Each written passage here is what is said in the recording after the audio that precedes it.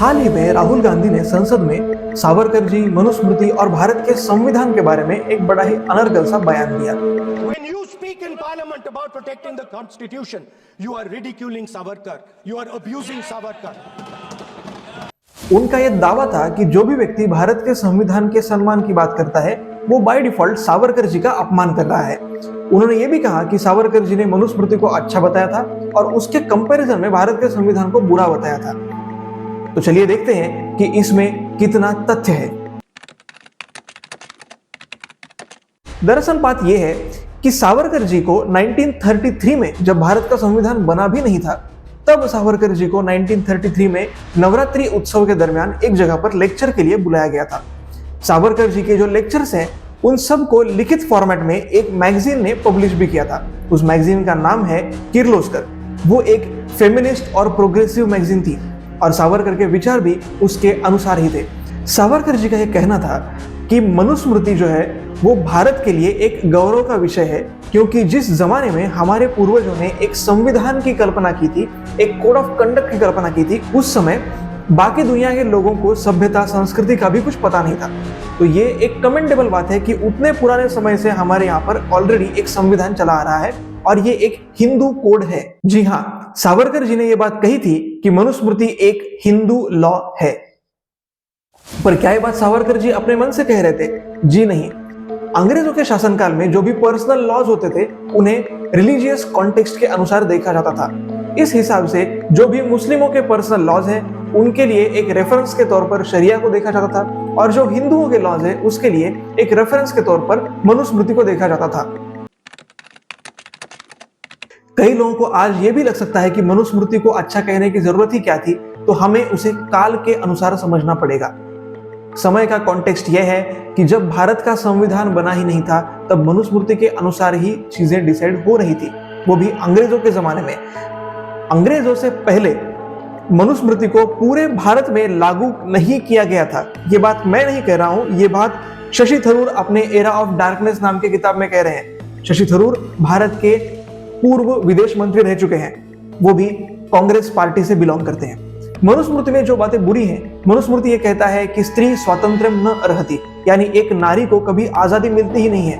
पहले वो अपने पिता द्वारा पाली पोसी जाती है, उसके बाद वो अपने पति द्वारा पालन की जाती है और उसके बाद उसके बच्चे उसे सहारा देते हैं।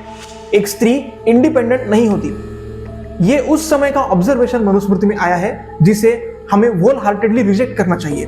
लेकिन साथ ही साथ मनुस्मृति ये भी कहता है कि यत्र नार्यस्तु पूज्यन्ते रमन्ते तत्र देवताः, यानी कि जहां पर एक नारी की पूजा होती है वहीं देवताओं का निवास होता है। तो क्या ये अच्छी बात नहीं है? सिर्फ ये बात मनुस्मृति में लिखी गई है, इसलिए क्या हम इस बात को रिजेक्ट करेंगे? मनुस्मृति में जो बातें आज के देश काल परिस्थिति के अनुसार रिलेवेंट नहीं है उन्हें हमें त्यागना होगा, और जो बातें अच्छी हैं उसे एक हिस्ट्री के तौर पर, एक नेशनल प्राइड के तौर पर धारण करना होगा। ये सावरकर जी के उस समय के विचार थे। अब ये कहना कि मनुस्मृति एक प्रशंसा के पात्र किताब है क्योंकि उतने पुराने जमाने में हमारे पूर्वजों ने एक संविधान की कल्पना की थी, इसका मतलब ये नहीं होता कि आज के संविधान को हम विरोध करते हैं। वो भी तब जब संविधान बना ही नहीं था। भारत का संविधान भारतीय जनता को अर्पण कब हुआ है? 26 नवंबर 1949, 26 नवंबर 1949। तो उससे 16 साल पहले सावरकर जी भारत के संविधान को नीचा कैसे दिखा सकते हैं? अब जरा सच्चाई जानते हैं कि सावरकर जी भारत के संविधान और संविधान सभा के बारे में क्या विचार रखते थे। और इसके लिए मैं कोई कही सुनी बातें नहीं कह रहा हूं, मैं सावरकर जी का लिखा हुआ एक आर्टिकल कोट कर रहा हूं। सावरकर जी कहते हैं कि संविधान ने जन्म पर आधारित अस्पृश्यता को समाप्त कर दिया है और इसके साथ ही जन्म पर आधारित जातिगत भेद और भेदभाव जो अलग अलग जातियों पर लगाए गए थे, आज न्यायिक तौर पर वो कहीं भी नहीं बचे। लगभग सारी ऑल इंडिया ऑर्गेनाइजेशंस ने सर्वमत से और खुले दिल से इस बात को वेलकम किया है कि हमने अस्पृश्यता को कॉन्स्टिट्यूएंट असेंबली में समाप्त कर दिया। कश्मीर से लेकर कन्याकुमारी तक आज हम अस्पृश्यता से न्यायिक तौर पर मुक्त हुए। उसके बाद भी सावरकर ये कहते हैं कि what makes this declaration even more remarkable is that the chairman of the drafting committee of the constitution which included the provision to abolish untouchability, was none other than a man who was born an untouchable, the Dr. B.R. Ambedkar. Savarkar इस बात को और भी ज्यादा remarkable बता रहे हैं कि एक अनटचेबल कास्ट में पैदा हुए डॉक्टर B.R. अम्बेडकर के नेतृत्व में भारत ने यह अच्छा कदम उठाया कि पूरे भारत से न्यायिक तौर पर अनटचेबिलिटी को समाप्त कर दिया गया है। उसके आगे भी ये कहते हैं, it highlights the commitment of the Indian nation to social justice and equality.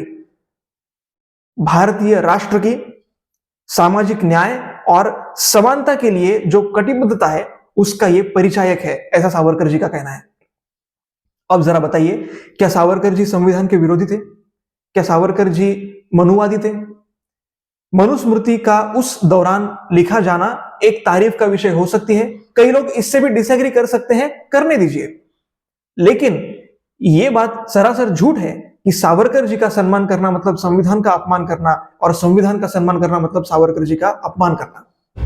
दरअसल सावरकर जी से कांग्रेस और नेहरू गांधी फैमिली का जो भी प्रॉब्लम है वो सदियों पुराना है। हर बार कुछ ना कुछ मनगढ़ंत कहानियां, झूठ और प्रोपेगेंडा के जरिए सावरकर जी के जो वास्तविक विचार हैं वो आगे आने ही नहीं दिए गए। इस बार जब वो सामने आ रहे हैं तो राहुल गांधी की बौखलाहट समझी जा सकती है। राहुल गांधी जी पर ऑलरेडी सावरकर के डिफेमेशन में 2 केसेस चल रहे हैं, लेकिन फिर भी उनकी सावरकर के प्रति घृणा, नफरत और द्वेष भावना थमने का नाम नहीं लेती। इसलिए हर बार जब भी मौका मिलता है वो सावरकर जी का अपमान करने से नहीं चूकते।